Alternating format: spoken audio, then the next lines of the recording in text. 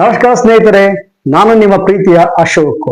ನೀವು ನೋಡ್ತಾ ಇದ್ದೀರಾ ಅಶೋಕ್ ಮೋಟಿವೇಶನಲ್ ಫ್ಯಾಕ್ಟ್ಸ್. ಇವತ್ತು ನಾವು ಸಚಿನ್ ತೆಂಡೂಲ್ಕರ್ ಅವರ ಸಾಧನೆಯ ಬಗ್ಗೆ ಒಂದು ಕಿರು ಪರಿಚಯನ ನೋಡೋಣ. ಸಚಿನ್ ತೆಂಡೂಲ್ಕರ್ ಅವರು ಹುಟ್ಟಿದ್ದು ಮುಂಬೈನಲ್ಲಿ ಏಪ್ರಿಲ್ 24ನೇ ತಾರೀಕು 1973ನೇ ಇಸ್ವಿಯಲ್ಲಿ ಅವರು ಹುಟ್ಟಿರುತ್ತಾರೆ. ಸಚಿನ್ ತೆಂಡೂಲ್ಕರ್ ಅವರ ತಂದೆ ಹೆಸರು ರಮೇಶ್ ತೆಂಡೂಲ್ಕರ್, ತಾಯಿಯ ಹೆಸರು ರಜನಿ. ಸಚಿನ್ ತೆಂಡೂಲ್ಕರ್ ಅವರ ತಂದೆಯವರು ಒಬ್ಬ ಗ್ರೇಟ್ ಮ್ಯೂಸಿಕ್ ಡೈರೆಕ್ಟರ್ ಅವರ ಅಭಿಮಾನಿಯಾಗಿರುತ್ತಾರೆ. ಅವರ ಹೆಸರು ಸಚಿನ್ ದೇವ್ ಬರ್ಮನ್. ಹಾಗಾಗಿ ಅವರು ತಮ್ಮ ಮಗ ಸಚಿನ್ ತೆಂಡೂಲ್ಕರ್ ಅವರ ಹೆಸರನ್ನ ಸಚಿನ್ ಎಂಬುದಾಗಿ ಇಟ್ಟಿರುತ್ತಾರೆ. ಅವರು ತಂದೆಯು ಮ್ಯೂಸಿಕ್ ಲೋಕದಲ್ಲಿ ನನ್ನ ಮಗ ಹೋಗುತ್ತಾನೆಂಬುದಾಗಿ ಅಂದುಕೊಂಡಿರುತ್ತಾರೆ. ಆದರೆ ಸಚಿನ್ನ ಕರಿಯರ್ ಕ್ರಿಕೆಟ್ ಆಟದಲ್ಲಿ ಇತ್ತು. ಸಚಿನ್ ತೆಂಡೂಲ್ಕರ್ ಅವರು ಚಿಕ್ಕವರಿದ್ದಾಗ ತುಂಬಾ ತುಂಟ ವ್ಯಕ್ತಿಯಾಗಿರ್ತಾರೆ. ಹಾಗಾಗಿ ಅವರ ಅಣ್ಣ ಅಜಿತ್ ತೆಂಡೂಲ್ಕರ್ ಇವರನ್ನು ಕರೆದುಕೊಂಡು ಹೋಗಿ ಒಂದು ಕ್ರಿಕೆಟ್ ಆಟಕ್ಕೆ ಸೇರಿಸ್ತಾರೆ. ಅಲ್ಲಿ ರಮಾಕಾಂತ್ ಆಚರ್ಕರ್ ಅವರು ಕೋಚ್ ಆಗಿರ್ತಾರೆ. ರಮಾಕಾಂತ್ ಆಚರ್ಕರ್ ಅವರು ಸಚಿನ್ ಅನ್ನು ನೋಡಿ ಈತನನ್ನು ಟೆಸ್ಟ್ ಮಾಡೋಣ ಅಂತ ಹೇಳಿ ಅವ್ರಿಗೆ ಆಟ ಆಡಲು ಬಿಡ್ತಾರೆ. ಅಲ್ಲಿ ಅವ್ರಿಗೆ ಫಿಟ್ ಆಗಿ ಸಚಿನ್ ತೆಂಡೂಲ್ಕರ್ ಅವರು ಕಾಣಿಸುವುದಿಲ್ಲ. ಹಾಗಾಗಿ ಅಜಿತ್ ತೆಂಡೂಲ್ಕರ್ ಅವ್ರಿಗೆ ಹೇಳ್ತಾರೆ, ಇವರು ಫಿಟ್ ಇಲ್ಲ ಅಂತ ಎಂಬುದಾಗಿ. ಸರ್, ನೀವು ಅವ್ರ ಎದುರಿಗೆ ನಿಂತ್ಕೊಳ್ಬೇಡಿ, ಸ್ವಲ್ಪ ಮರೆಯಾಗಿ ನಿಂತ್ಕೊಳ್ಳಿ, ಆಗ ಸಚಿನ್ ಅವರ ಆಟವನ್ನ ನೋಡಿ ಎಂಬುದಾಗಿ. ಆಗ ಸಚಿನ್ ತೆಂಡೂಲ್ಕರ್ ಅವರು ಆಟ ಆಡುವಾಗ ಒಳ್ಳೊಳ್ಳೆ ಶಾಟ್ಗಳನ್ನ ಹೊಡಿತಾರೆ.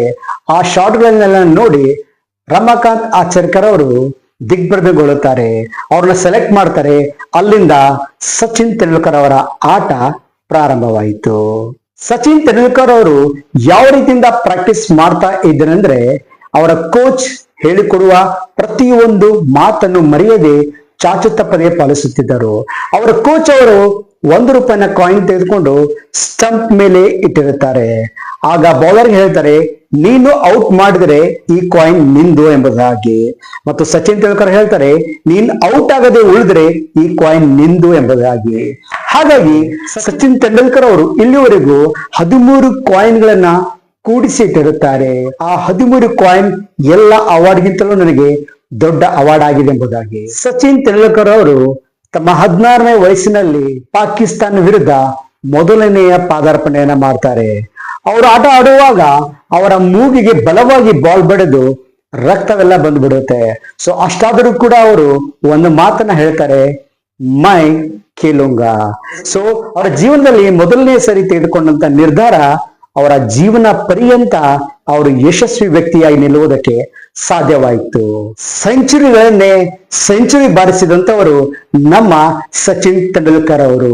51 ಸೆಂಚುರಿಗಳನ್ನ ಟೆಸ್ಟ್ ಅಲ್ಲಿ ಹೊಡೆದಿದೆಯಾದರೆ 49 ಸೆಂಚುರಿಗಳನ್ನ ಒನ್ ಡೇಯಲ್ಲಿ ಹೊಡೆದಿದ್ದಾರೆ. ಮೊದಲ ಬಾರಿಗೆ ಒನ್ ಡೇಯಲ್ಲಿ 700 ರನ್ಗಳನ್ನ ಹೊಡೆದ ಮೊದಲ ಆಟಗಾರ ನಮ್ಮ ಪ್ರೀತಿಯ ಸಚಿನ್ ತೆಂಡೂಲ್ಕರ್ ಅವರು. ಮತ್ತು ಮೊದಲು 10,000 ರನ್ಗಳನ್ನ ಕೂಡಿ ಹಾಕಿದ್ದ ಮೊದಲನೇ ಆಟಗಾರ ಸಚಿನ್ ತೆಂಡೂಲ್ಕರ್ ಅವರ ಹೆಸರಿನಲ್ಲಿದೆ. ಅದೇ ರೀತಿಯಲ್ಲಿ ಇಲ್ಲಿವರೆಗೂ ಅವರು 18,000 ರನ್ಗಳನ್ನ ಕಲೆ ಹಾಕಿದ್ದಾರೆ. ಈ ರೀತಿಯಲ್ಲಿ ಸಚಿನ್ ತೆಂಡೂಲ್ಕರ್ ಅವರ ರೆಕಾರ್ಡ್ ತುಂಬಾ ದೊಡ್ಡದಾಗಿದೆ. ಹೀಗಾಗಿ ಅವರನ್ನ ನಾವು ಕ್ರಿಕೆಟ್ನ ದೇವರೆಂಬುದಾಗಿ ಕರೆಯುತ್ತೇವೆ. ಸಚಿನ್ ತೆಂಡೂಲ್ಕರ್ ಅವರು 26 ಮೇ 1995ರಲ್ಲಿ ಡಾಕ್ಟರ್ ಅಂಜಲಿ ಅವರನ್ನ ಮದುವೆಯಾಗುತ್ತಾರೆ. ಸಚಿನ್ ತೆಂಡೂಲ್ಕರ್ ಅವರಿಗೆ 2 ಮಕ್ಕಳಿದ್ದಾರೆ. ಮಗಳು ಸಾರಾ, ಮಗನು ಅರ್ಜುನ್.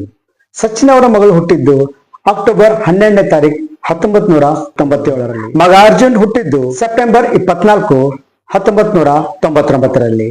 ಸಚಿನ್ ತೆಂಡೂಲ್ಕರ್ ಅವರ ಹೆಂಡತಿ ಸಚಿನ್ ಅವ್ರಿಗಿಂತಲೂ 6 ವರ್ಷ ದೊಡ್ಡವರಾಗಿರ್ತಾರೆ. ಆದರೂ ಕೂಡ ಅವರದು ಸುಖ ಸಂಸಾರ.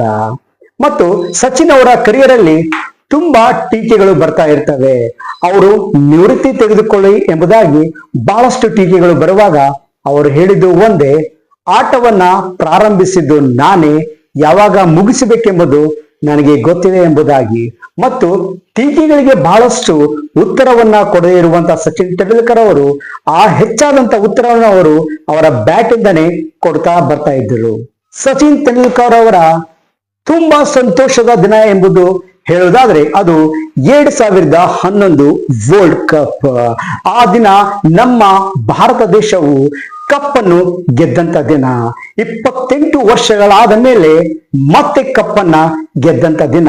ಈ ದಿನಕ್ಕಾಗಿ ಸಚಿನ್ ತೆಂಡೂಲ್ಕರ್ ಅವರು ಬಹಳಷ್ಟು ಕಾತುರದಿಂದ ಕಾಯ್ತಾ ಇದ್ದರು.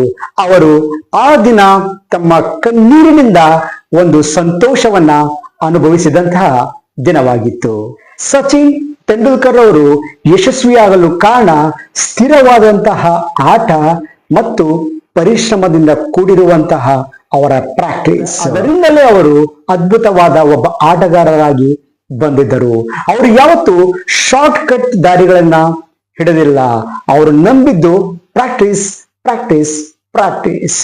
ಅವ್ರು ಹೇಳ್ತಾರೆ, ಕನಸನ್ನ ಕಾಣ್ರಿ, ಅದು ನನಸಾಗುತ್ತದೆ ಅಂತ ಹೇಳಿ. Chase your dream, work hard, enjoy the dream. ಕನಸನ್ನ ಕಾಣ್ರಿ, ಅದನ್ನ ನನಸು ಮಾಡ್ಕೊಳ್ಳಿ ಎಂಬುದಾಗಿ ಸಚಿನ್ ಅವರ ಮಾತಾಗಿರುತ್ತದೆ. ಪ್ರಿಯ ವೀಕ್ಷಕರೇ, ನಾವು ಕೂಡ ಸಚಿನ್ ಅವರಿಂದ ಬಹಳಷ್ಟು ಕಲಿಬೇಕಾಗಿದೆ. ಸೊ ಸ್ಥಿರವಾದ ಕಠಿಣವಾದ ಪರಿಶ್ರಮದಿಂದ ನಾವು ಏನ್ ಬೇಕಾದರೂ ಸಾಧನೆಯನ್ನ ಮಾಡಬಹುದು. ಮತ್ತೆ ಇನ್ನೊಂದು ಬಯೋಗ್ರಫಿ ಒಂದೇ ಮುಂದೆ ಬರ್ತೀನಿ. ಅಲ್ಲಿವರೆಗೂ ಟೇಕ್ ಕೇರ್, ಬಾಯ್ ಬಾಯ್.